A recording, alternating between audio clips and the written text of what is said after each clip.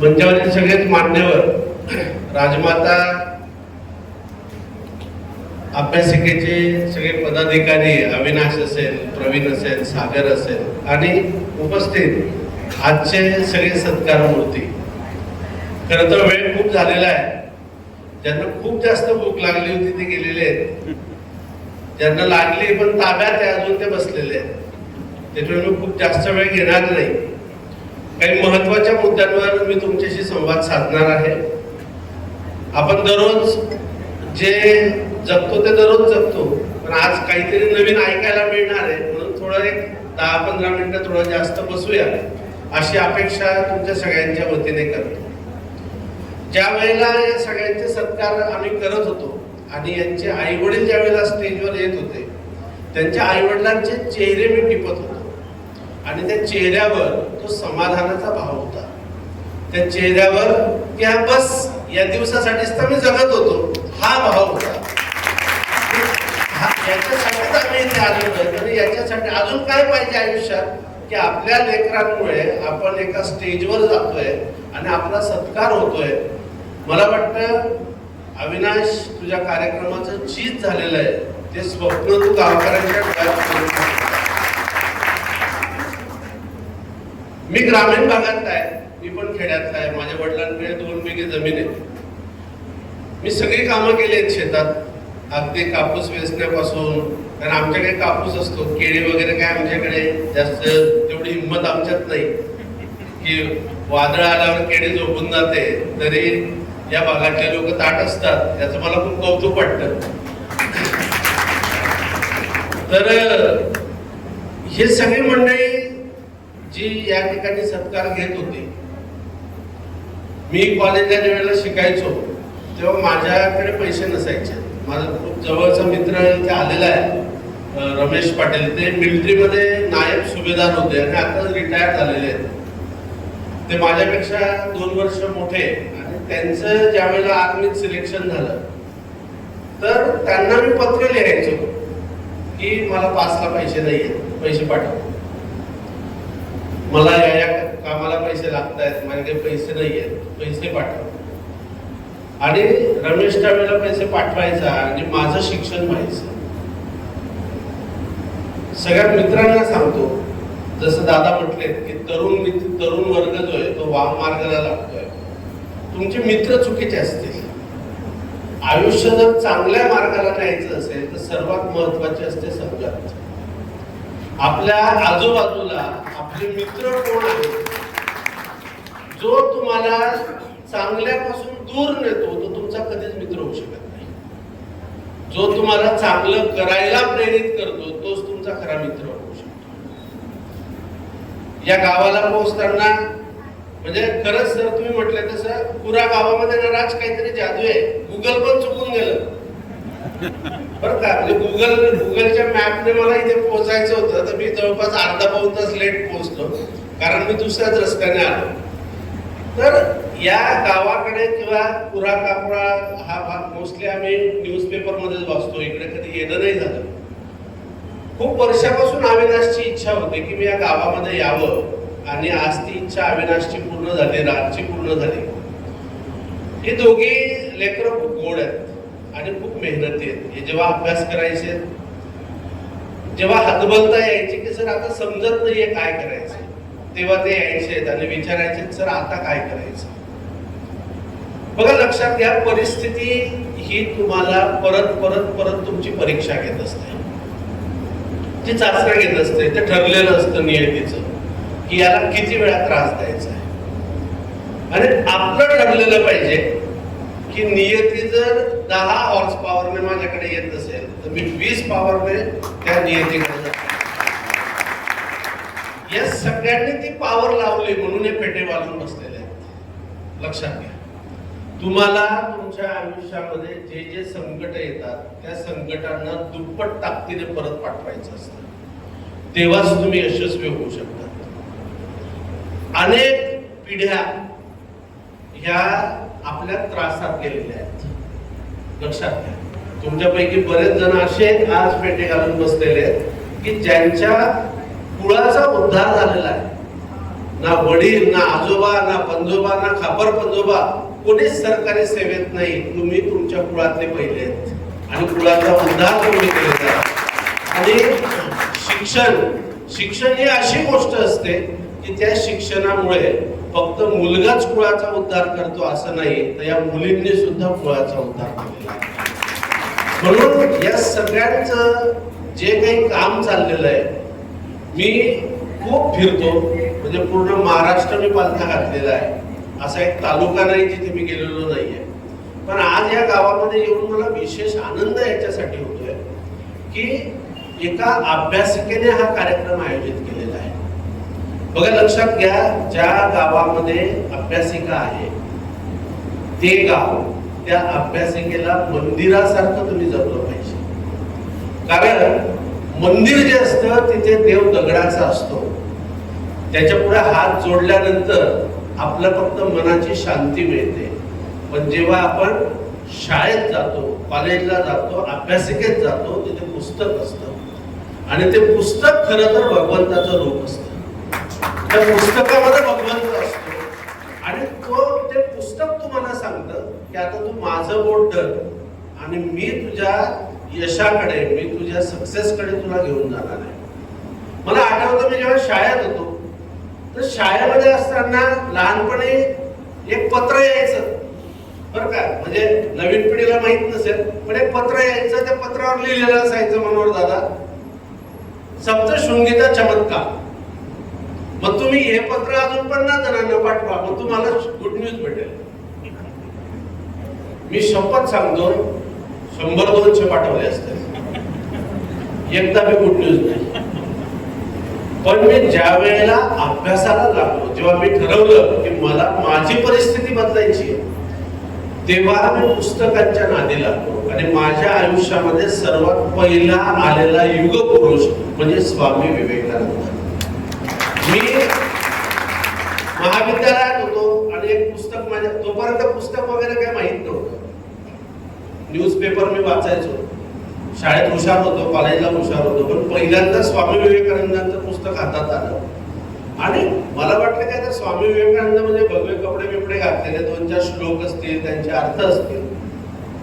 पण त्या पुस्तकाची पहिलीच ओळ जी मला आठवते ती ओळ अशी होती, इंग्रज आणलेल्या भारतीयांना मला तुमची शरम वाटते.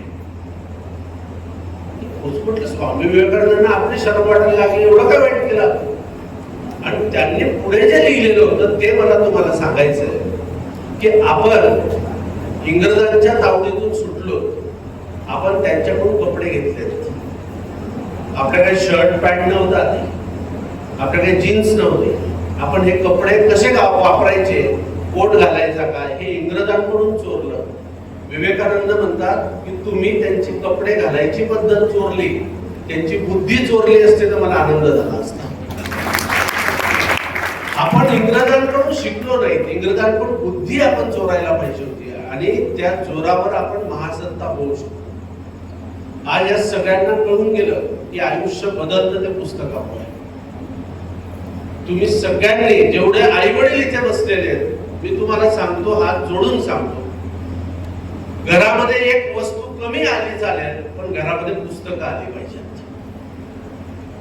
पुस्तकांशिवाय तुमच्या मुलांचं, तुमचं भवितव्य बदलू शकत नाही.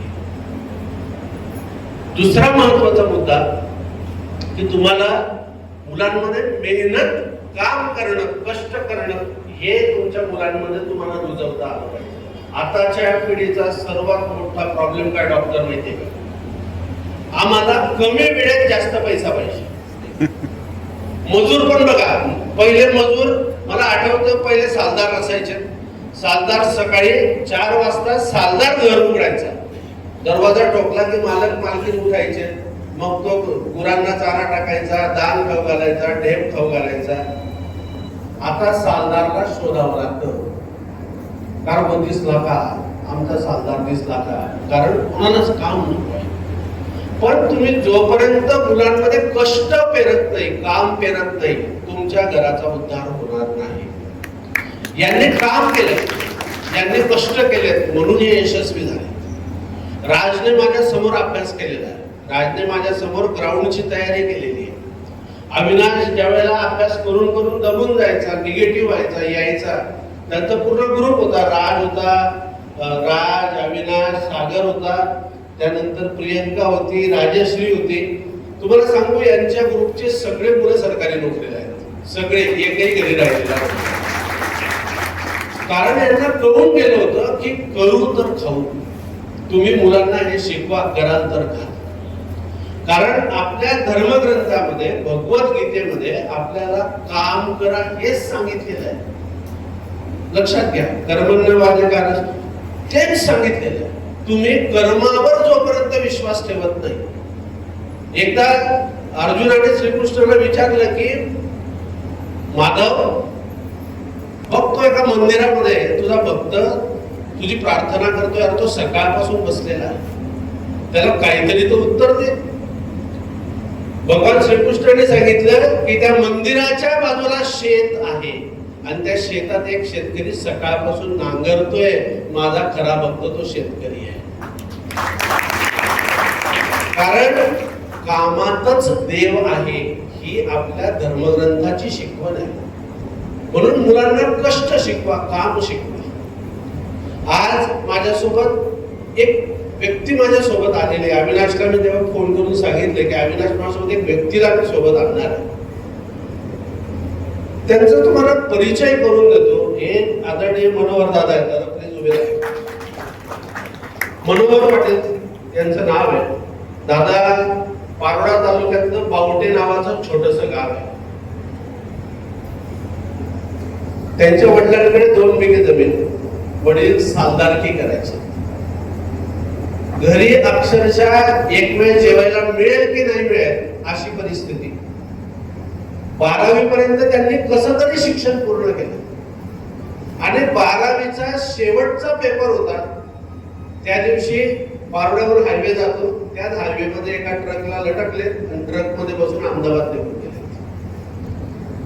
माहित नाही अहमदाबाद शहर कसं आहे, तिथे गुजराती बोलतात हे सुद्धा माहिती नाही. कसं तरी काम मिळवलं आणि एका कंपनीमध्ये मजुराचं काम त्यांनी सुरू केलं. मागच्या 10 दिवसापूर्वी त्यांच्या सोबत अहमदाबाद ज्या वेळेला मी गेलो तेव्हा त्यांनी मला दाखवलं, सर मी इथे मजुरी करायचो, इथे मजुरी करायचो, या कंपनीत मी 36 तास मशीन चालवलेलं आहे, प्रचंड कष्ट केले. 12वी शिकलेला माणूस, या माणसाच्या स्वतःच्या अहमदाबादला 2 कंपन्या आहेत. 40-50 लोक काम करतात आणि भारतभरामध्ये जिथे जिथे पाईप आणि ठिबक तयार होतं, ते ठिबक आणि पाईप बनवण्याचं मशीन पूर्ण भारताला ते बनवतात. त्यांच्या साधेपणावर जाऊ नका, खूप मोठा माणूस तुमच्या गावाला झालेला आहे, लक्षात घ्या.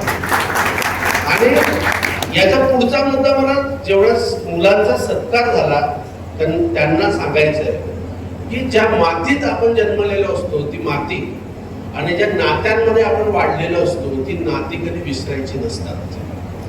ते विसरले नाहीत.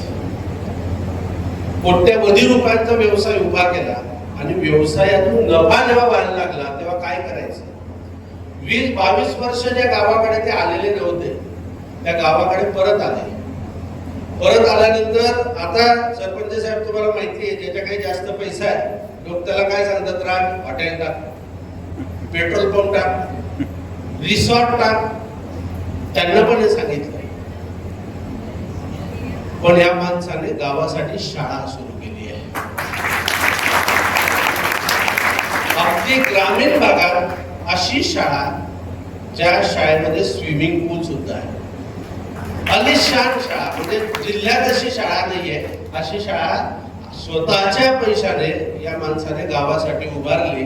आणि फक्त डोक्यात एक, जसं सरपंच साहेब म्हटले, मला मिळालं नाही ते माझ्या गावच्या मुलांना मिळालं पाहिजे. तुम्ही लक्षात घ्या, तुम्ही ज्या ज्या माणसाला मोठं होताना पाहिलंय, लक्षात ठेवायचं, जो माणूस कष्टाने मोठा होतो तो कायम मोठा असतो. आणि जो 2 नंबरचे काम करून मोठा होतो तो पटकन मोठा होतो आणि पटकन छोटा बनतो. लक्षात ठेवा.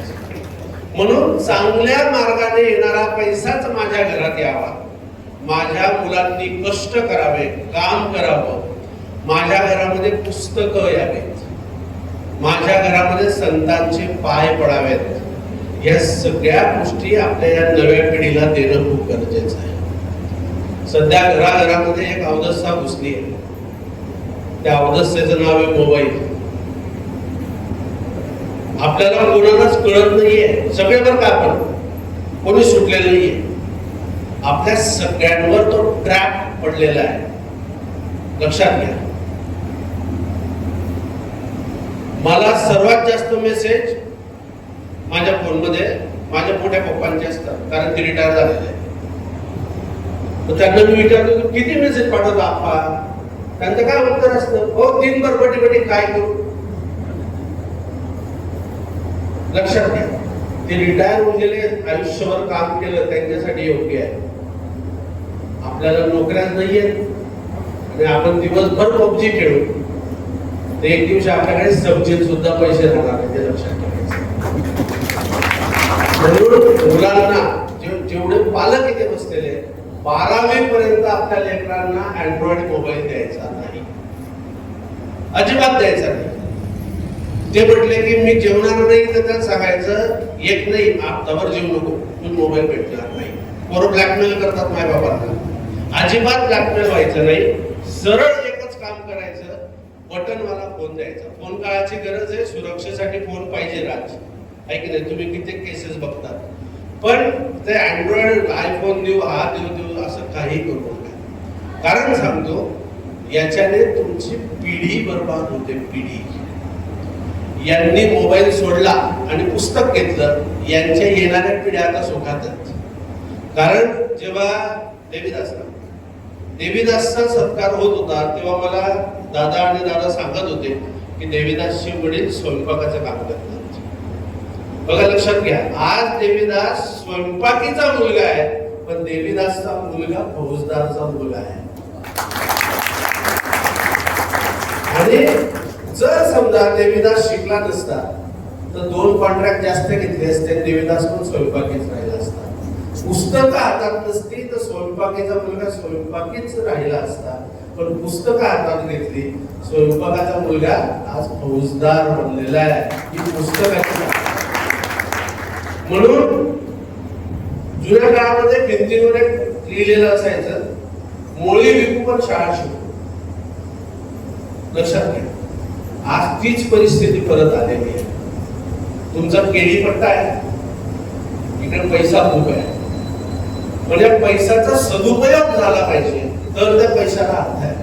कारण लक्ष्मी सरकारने लागली तर ती लक्ष्मी असते.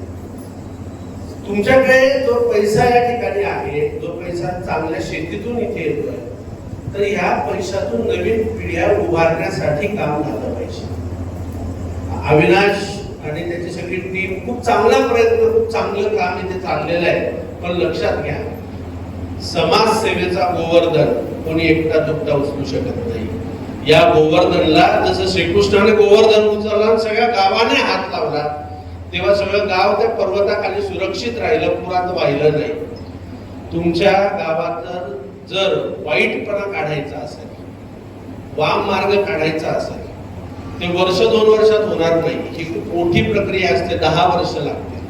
पण याच्यासाठी राजमाता अभ्यासिका हा गोवर्धन आहे. आणि तो एकटा अविनाश, एकटा देवीदास यांनी उचलून चालणार नाही. सगळ्या गावाने त्याला हातभार लावावा लागेल. आणि एक नियम प्रत्येक घरात झाला पाहिजे की आपलं लेकरू कमीत कमी 2 तास अभ्यासिकेत गेलंच पाहिजे. त्याच्याशिवाय त्याला संध्याकाळचं जेवण द्यायचं नाही.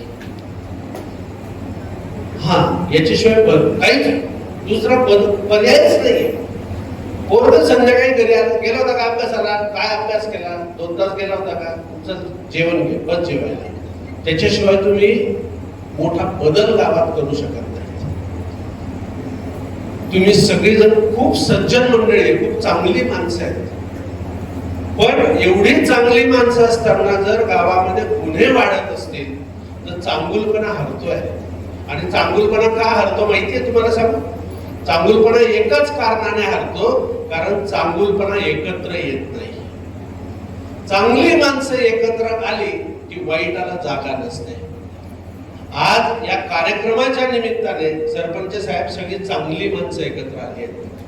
आता ही चांगुलपणाची वज्रमूठ, ही चांगलपणाची एकजूट तुम्ही किती टिकवून ठेवतात याला खूप महत्व असणार आहे गावाच्या दृष्टीने. सर म्हटले कुरा सबसे बुरा, राज म्हटला कुरा म्हणजे मुंबई नाही तर दुबई. असंच आमच्या गावाला सुद्धा खूप पूर्वी एक ओळख होती. माझं गाव रणगाव जवळ गाव आहे, कल्याणी होळ. आमच्या गावाला वय म्हणतात ऐराणीमध्ये, आणि आमच्या गावाला येडी वय म्हणायचे. सगळे येडे म्हणजे सगळे येडे लोक बघा गावाचे. तुम्हाला सांगतो शासनाचा असा एकही पुरस्कार नाहीये जो आज माझ्या गावाला मिळालेला नाहीये. कारण आम्ही ठरवलं होतं, जसं तुम्ही ठरवलंय, आम्ही ठरवलं होतं की हा डाग आम्हाला पुसायचा आहे. भारतातलं पहिलं सायन्स विलेज आमच्या गावाला आम्ही बनवलं आहे. भारतातली पहिली सर्वात कमी वयाची इंजिनियर सरपंच आम्ही दिलेली आहे. महाराष्ट्रातली पहिली एसी आणि कम्प्युटराइज ग्रामपंचायत आम्ही दिलेली आहे. प्रतिभाताईंनी उद्घाटन केलेलं आहे. तुम्ही सुद्धा तुमच्या गावामध्ये हे सगळे बदल करू शकतात. आम्ही काय केलं, आम्ही फक्त चांगली लोक एकत्र आलो आणि हा बदल केला. एक खूप चांगली गोष्ट शेवटच्या टप्प्यात शेअर करतो आणि थांबतो. जळगावला नोबेल फाउंडेशन, ज्याचा उल्लेख ही सगळी मंडळी करत होती, आमची संस्था आहे. आम्ही शिक्षणातच काम करतो. JEE नीटचे क्लासेस आहेत, पोलीस भरती, MPSC UPSC चे क्लासेस आहेत. पण या वर्षी खूप चांगली गोष्ट जी घडली ती अशी आहे की तुम्ही सगळेजण या भागातले, तुम्हाला जनार्दन महाराज कोणाला नवीन नाही आहेत. जनार्दन आदिजी महाराज जे सतपंत फैजपूरचे गादीपती आहेत, महाराजांच्या कृपेने जळगावला सतपंत शिष्यवृत्ती महाप्रकल्प आम्ही सुरू केलेला आहे. या प्रकल्पामध्ये ज्या मुलांना MPSC UPSC करायचंय, पोलीस भरती करायची आहे, JEE नीट करायची पण पैसे नाही, अशा मुलांची प्रवेश परीक्षा घेऊन अशा 50 मुलांना वर्षभर आम्ही मोफत शिकवतो. या मुलांचा जेवणाचा, राहण्याचा सगळा खर्च जनार्दन महाराज करतात. असा संत या देशात दुसरा कुठला नाहीये. महाराज म्हणतात की गरीबाची लेकरं शिकली पाहिजे, गरीबाच्या घरात लक्ष्मी आली पाहिजे. या पुढच्या टप्प्यात आता 50 मुलांची भरती आम्ही केली. परत 20 मुलांसाठी परमपूज्य बाबांनी परवानगी दिलेली आहे. 5 जुलैला ती परीक्षा होणार आहे. तुमच्या गावातल्या ज्या ज्या मुलांना खरंच मनापासून वाटतंय की अधिकारी व्हायचंय, पोलीस व्हायचंय, डॉक्टर व्हायचंय, 5 जुलैला जळगावला परीक्षा द्या, त्याच्यात मेरिटला या. तुम्हाला वर्षभर 1 रुपया सुद्धा लागणार नाही. सगळा खर्च सतपंत चॅरिटेबल ट्रस्ट करेल. त्या परीक्षेची गुगल फॉर्मची जी लिंक आहे ती मी अविनाशला देतो. अविनाश सगळ्या गावात ती पसरवेल. सगळ्या तरुणांनी ती परीक्षा द्या. तुम्ही जर जळगावला आलात तर राजमाताला बसून तुम्हाला पास व्हायला 1.5 वर्ष लागेल. तिथे आल्यानंतर पास व्हायला तुम्हाला 1 वर्ष लागेल. लक्षात घ्या ही एक खूप मोठी संधी आहे आणि ती संधी आज या निमित्ताने मला आठवलं की तुम्हाला हे सांगितलं पाहिजे. अविनाशने उल्लेख केला, दादांनी लगेच होकार दिला की इथे शिबिर झालं पाहिजे. मुलांना 4-5 दिवसांचं मार्गदर्शन दरवर्षी जर मिळालं तर त्यांना एक चॅनल मिळतं, दिशा मिळते. तर राज असेल, सागर, आवी, प्रवीण हे सगळे माझे विद्यार्थी आहेत आणि ही सगळी लेकरं इतकं चांगलं काम करतायत. तर माझं सुद्धा कर्तव्य आहे की यांना मी सपोर्ट केला पाहिजे. दरवर्षी तुम्ही 5 दिवस, 7 दिवस, 10 दिवस किती मोठं शिबिर ठेवा, त्या शिबिराला सगळे मार्गदर्शक हे जळगावहून पाठवायची जबाबदारी माझी असते. त्या शिबिरामध्ये फिजिकल ट्रेनर पाठवायची जबाबदारी माझी असेल आणि त्या शिबिरानंतर त्या शिबिरामधून टेस्ट सिरीजची तुम्ही सुरू करणार, ती टेस्ट सिरीज सुद्धा पाठवायची जबाबदारी माझी असणार. कारण हे खूप मोठं म्हणजे पुढच्या वर्षी नाशिकला कुंभमेळा आहे. हे छोटे छोटे कुंभमेळे आहेत. राज, इथे कुंभमेळ्याचा अर्थ काय आहे की विद्वानांनी एकत्र येणं आणि ज्ञानाची देवाणघेवाण करणं. आज एवढे सगळे विद्वान इथे बसलेले आहेत, इथे समोर बसलेले आहेत, तुम्ही वर बसलेले आहेत, आणि आपण सगळे काय करतोय? आपण कुंभमेळा करतोय. यालाच कुंभमेळा म्हणतात. फक्त हा ज्ञानाचा कुंभ हा गावामध्ये विराजमान होणं आणि याची सेवा होणं हे गरजेचं आहे. कारण सांगतो, इतका मोठा बदल होतो ना, एक व्यक्ती घरातला जर अधिकारी झाला तर काय होतं हे तुम्हाला ही सगळी मंडळी सांगते. खूप मोठा फरक पडतो.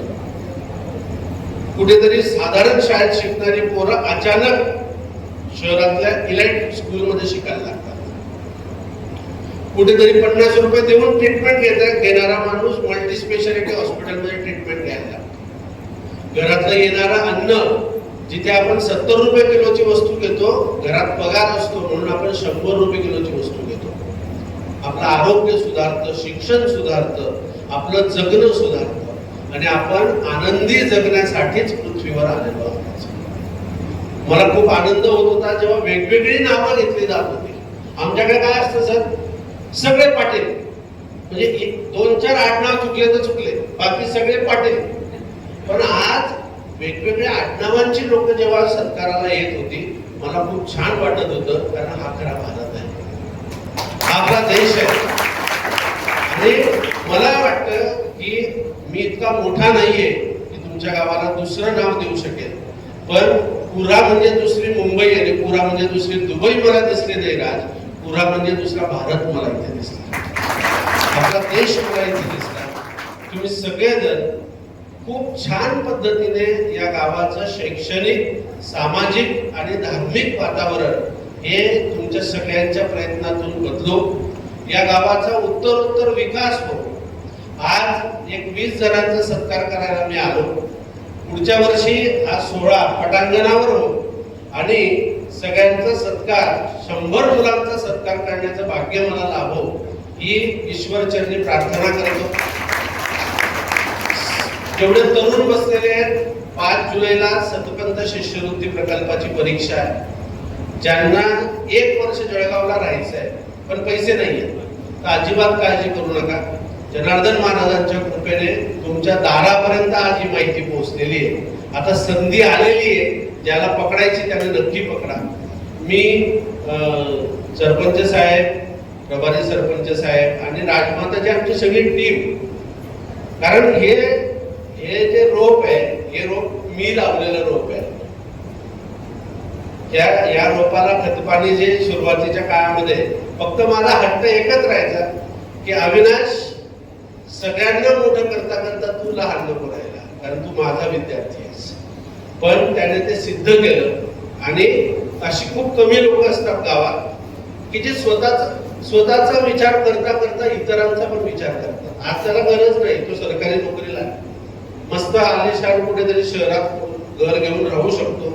पण त्याच्या डोक्यात तो किडा कंटिन्यू चालतो. जेव्हाही फोन आला त्याचा एकच असतं, सर मुलांसाठी काय करता येईल, गावाच्या मुलांसाठी काय करता येईल. आणि अशा चांगल्या लेकरांना, आज राज अधिकारी आहे, मोठा अधिकारी आहे, पण तरी सुद्धा घार उडते आकाशी, चित्त तिचं पिलांपाशी. तसं त्याचे चित्त तेच, सर आमच्या गावच्या मुलांसाठी काही करता येईल का बघा. आणि आज या 2-4-5 यांच्या सोबतीला आता ही मोठी फौज आता तयार झालेली आहे. आणि जसं म्हटलं, स्पेशल कमांडोची ट्रेनिंग घेतलेली आहे.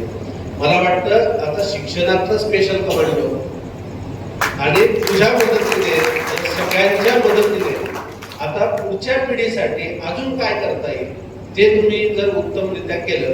कासोदा नावाचं गाव आहे, या दादांच्या गावाजवळ गाव आहे. त्या कासोदाला जेवढे लोक शासकीय सेवेत आहेत, सरकारी नोकरीला आहेत, ते दरवर्षी गावातल्या मुलांची परीक्षा घेतात. पूर्ण जेवढ्या शाळा आहेत गावात तेवढ्या, आणि त्याच्यात जी मुलं 1ली, 2री, 3री येतात त्या सगळ्यांना पुढच्या वर्षाची फी भरायला ते पैशांची मदत करतात. मी जस्ट संकल्पना सांगितली, तुम्ही अजून वेगळं काही करू शकता. कारण लक्षात घ्या, तुम्ही कितीही मोठे झालात पण जर माती सोडली ना तर तुम्हाला अर्थ नाहीये.